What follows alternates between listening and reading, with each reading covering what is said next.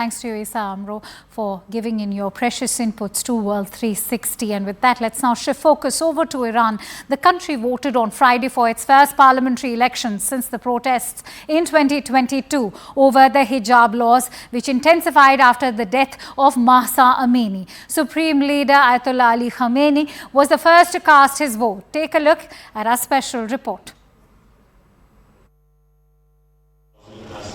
Supreme Leader Ayatollah Ali Khamenei casts his vote, the first to do so in all Iran. He has called it a religious duty. Iranians voted on Friday in a parliamentary election that is seen as a test of the clerical establishment's legitimacy. As frustrations grow over economic woes and restrictions on political and social freedom. Make your friends happy, Khamenei tells voters, urging them to turn out and disappoint the ill-wishers. In 2022, anti-government protests were sparked by the death in custody of a young Iranian Kurdish woman, Mahsa Amini. Pro-reform Iranians have painful memories of the violent crackdown that followed, involving mass detentions and executions. It was some of the worst political turmoil since the 1979 Islamic Revolution, and the election is the first formal measure of public opinion since then.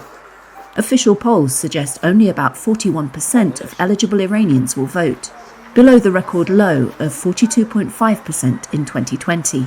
Iran's rulers need a high turnout to repair their legitimacy, damaged by the unrest, which is why Iranian activists and opposition groups are discouraging voters, distributing the hashtags #VoteNoVote and Election Circus widely on social media. Imprisoned Nobel Peace Prize laureate Narges Mohammadi, a women's rights advocate, has called the election a sham. Hardliners have dominated Iran's parliament for more than 2 decades. It wields little influence, since Khamenei determines issues like foreign policy and the row with the West.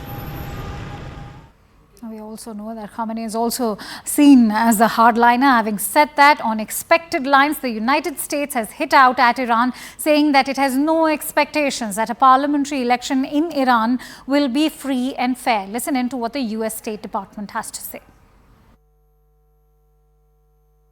I have no expectation that Iran's elections will be free and fair, and I suspect that a great number of Iranians have no expectation that those elections will be free and fair.